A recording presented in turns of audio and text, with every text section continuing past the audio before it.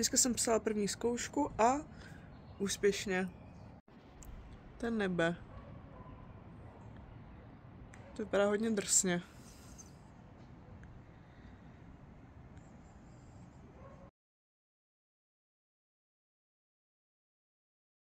Je úterý večer a já jsem před chvilkou přišla ze školy a vítám vás u nového vlogu. Chtěla bych znát to, co člověk zná, otázky dávat. Jako něco už mě tady fakt vyloženě sere. Třeba jak se přistěhovali ty noví lidi, tak oni se pořád sprchují, ale úplně furt mně přijde, že pořád přijde někdo v té sprše. A já prostě ve 2 hodiny odpoledne chci jít ven. Potřebuji akutně čůrat, než jdu. A prostě najednou někdo tam přijde o 30 sekund dřív, než já do koupelny, zamkne se tam a jde se prostě na půl hodiny sprchovat.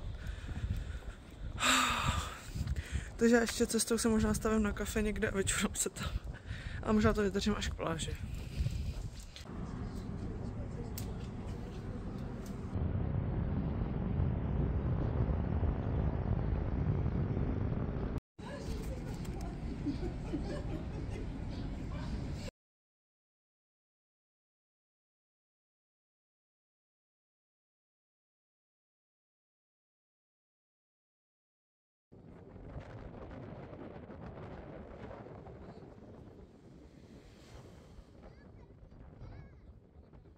Dneska už je středa.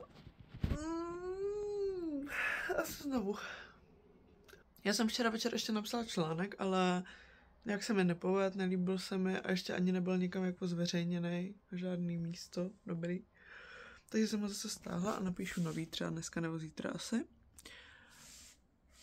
Ale my teď půjdeme na pláž, protože je venku hezky. Jenom se musíme obléct tak, abych byla připravená na jakýkoliv počasí.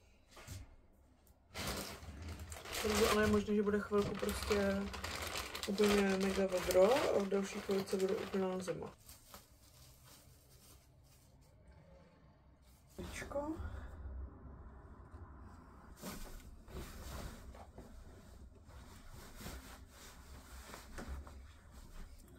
Na té pláži se když tak toho vysléknu.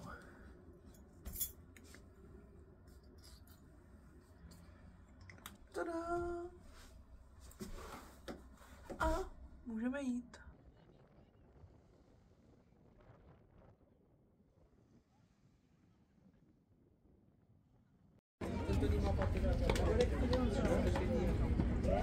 Takže dneska je čtvrtek, já jsem se ráno probudila a vypadám takhle. Mám prostě úplně totálně nateklý oko a já nevím z čeho to je. Ale vůbec to nebolí, nepálí nic. Jenom mám prostě takhle nateklý. Takže to schovám pěkně.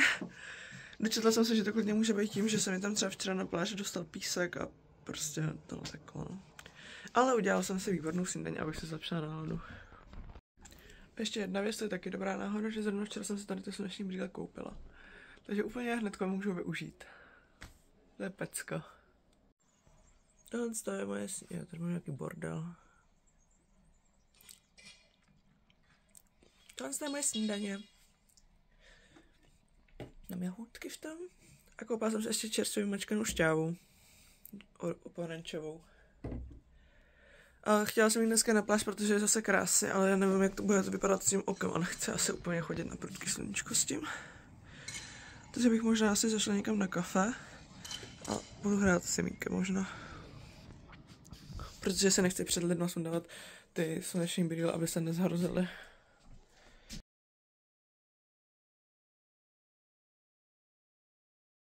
A tohle je moje už tradiční snídaně.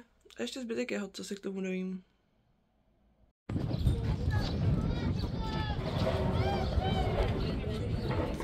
Já jsem teďka na pláži, jak je tady hrozně moc lidí, tak je to takový úplně jiný než normálně, ale zároveň je strašně hezký, protože já už tady jsem třeba 4 hodiny prostě a jenom se obaluju.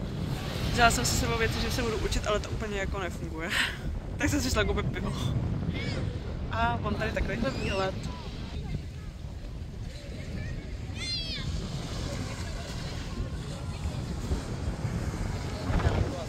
Moc lidí tady není v oceánu, protože to je furt studený, i když je venku hezky.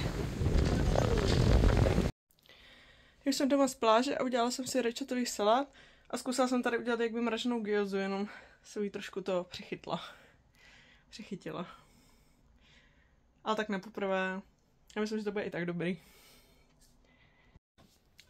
Dneska je sobota a my půjdeme zase na pláž. Jenom mám totálně uškvařený záda, nevím, jestli to jde vidět. Tohle je můj nedělní oběd. Udělal jsem si salát s vajíčkem, mozzarellou, avokádem a rajčetem a cibulí a k tomu mám ještě stehno kuřecí. Takže milion bílkovin. Jo. Já jsem přišla z pláže teďkonc. Cestou domů jsem si koupila sushi v krabičce, který stálo 5 €, taková masivní porce sushi. A mám u toho s Vojtou, který vůbec jako... On hraje GeoGuessr, takže mě vůbec nevnímá. A jako nedělní zakončení to hraju s Vojtou Carcassonne, když nám začne nový týden. V příštím týdnu mám 2 testy, takže jsem zvědavá. Tak se mějte hezky a uvidíme se u dalšího týdne. Mám vás ráda.